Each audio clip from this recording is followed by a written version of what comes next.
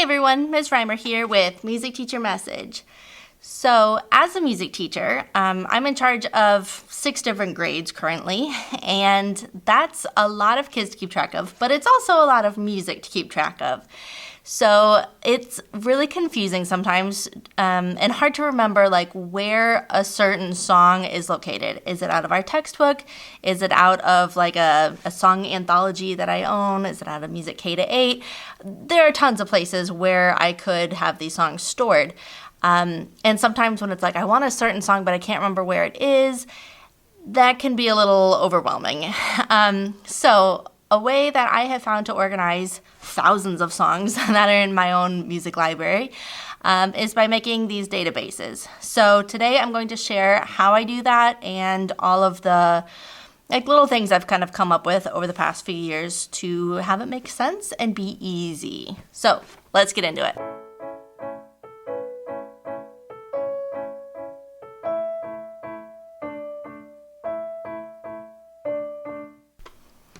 So I subscribe to something called Music K-8, and it's like a music teacher kind of like magazine, but it's basically all just original music for you to use in your classroom. So sometimes I've pulled songs for performance out of these, and then just for regular class, I've used these a lot. It's fun. I've actually found a couple of songs that I sang when I was in elementary school in these as well. So I really like these because you get 5 different issues every school year, and it keeps you getting new music that usually is timed very well. So before Valentine's Day, you'll get a couple of Valentine songs in the next issue. And then there's also a lot of just good for any time of year songs. Some of them are old classics. A lot of them are brand new, original stuff. Every once in a while, there's one that's kind of made to sound like a current song. Sometimes there's recorder songs, boomwhackers, ukulele, all kinds of great stuff. But the problem with this is if each issue has, let's say, 15 songs, times 5 issues per year, and if you've been collecting these for several years, that's a lot of music. And it becomes really tricky to remember where a specific song is. If I need the sheet music so I can play piano and teach the song to the kids, trying to find it is kind of a hassle. So to help me keep track of this, I have a running Google Sheet, and I actually just go over to the Music K-8 website, and it has the current issues listed, and then it will give you a list of songs.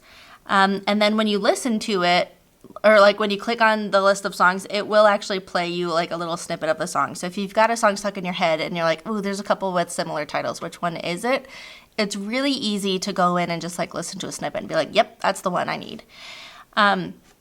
So to make this really easy, putting all of these song titles into Google Sheets, I just go to the website, I highlight all of the songs, the song names that is, and then I just put it into Google Sheets, and then I've copied it and pasted into Google Sheet, and then it has those hyperlinks in there. So when you click on it, it sends you directly over to the Music K-8 website for that specific song, and you can listen to that song.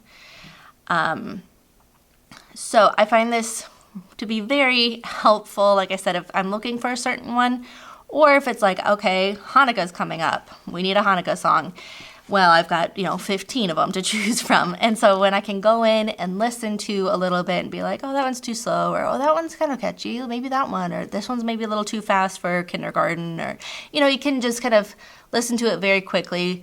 Now, they give you lots of different options for how you want your stuff delivered to you. If you want, I prefer the paper copy of the sheet music and a physical CD, but you can also get a totally digital or kind of a mixture. I do like having a hard copy of things. I don't know why. But so this makes it really easy for me. I don't have to switch CDs and stuff trying to find a song. I can just listen to a snippet on the website. Now, another thing that helps me to find songs quickly is I put in a couple of words in my second column, which is kind of like a little tag. So if it's like a definite back to school song, I type in back to school. If it's a definite Veterans Day song, put that in there. Fall, if it's in Spanish, because I do have several songs in Spanish, which is fun.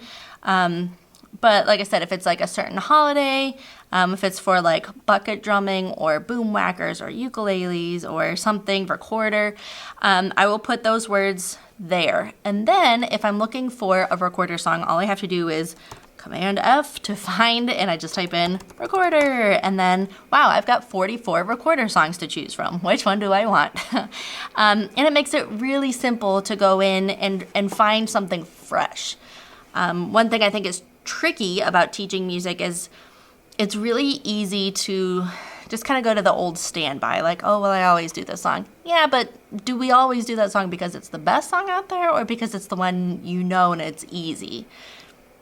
So I have been working on going through my whole library of music and trying to find new songs. Now, as I scroll through this, you might notice that I have a lot of songs highlighted in different colors. If it is in yellow, it's a song that I've done before and I liked it and I would definitely do it again. The blue are songs that earlier in the year I thought, these are pretty good songs. I should try to work these in, and I might not have gotten to them. And then during spring break, I actually spent a lot of time working on trying to find new songs. And so those are highlighted in orange. And sometimes there's a darker orange, and that one was you really have to do this one next year because it's a great song and the kids are going to love it. So that covers my music K-8 stuff. I do also have a database for my textbook songs because my textbook is really not user-friendly. There is not a teacher edition. I have the kids' textbooks, and that's all I get. And their textbooks are just a collection of songs. There's no how to teach it. It says this is a French children's game, but there's no explanation on how to play the game. And there is a table of contents in the back of the book, but it doesn't give me all the information I want. So the last couple of weeks, I have been working on this. Again, I'm just trying to get things ready for next year. So I've made another sheet, and it says textbook full list inventory. And then at the bottom, I've got kindergarten, first, second, third, fourth, and fifth. And I can go through and, depending on what grade I'm planning for, pull it up. So I've got the songs that are alphabetically listed. And then I was taking note of which songs are from other countries. One thing I'm interested in doing next year, because it'll be we'll be leading into the Paris Olympics. I wanted to really emphasize folk songs from other countries. So I thought it could be fun to just kind of keep a running list of what songs are from which countries and maybe have a giant map. I was thinking about this for my bulletin board. And then just kind of keeping track and highlighting it and saying which song, we learned a song from France and it's called this. We learned a song from China, it's called this, and just kind of putting that up on the bulletin board. I think it might be fun. Anyway, so I've been just kind of keeping track. Some of them I type in this is meant to be a round, or maybe there's there's a game that goes with it. I'm not big on games, but maybe I should try more on that. But like I said, it's for our textbook, it's really kind of a pain because it says it's a game, but there isn't a teacher edition that says where to do it. There is an online version, but it's really difficult to navigate. So, but same thing. I'm going through and I just finished typing in all of our song titles. Now these ones I did have to type in. The Music K-8s I could just copy paste right from their website. The textbook inventory, I ended up having to type them all in, which was a little bit of a pain, and that's probably why I haven't done it sooner. We've had these textbooks for a couple of years.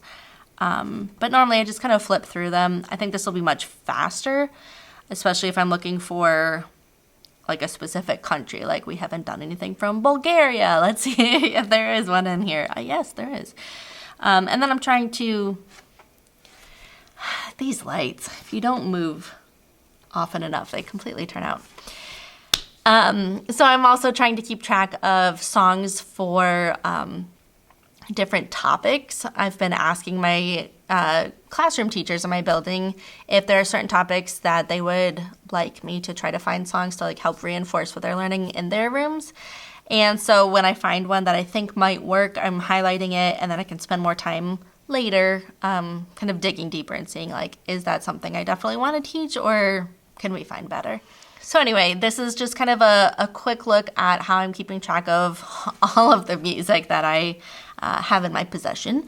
And I think this is a really smart way of organizing the music. Like I said, when you just have like a couple of books of, music to use in class, it's really easy. But as your collection grows, the longer you teach, it gets harder and harder to remember where songs are, or like just kind of flip through and find fresh songs.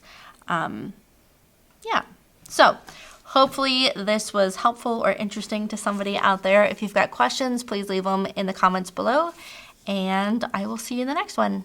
Bye.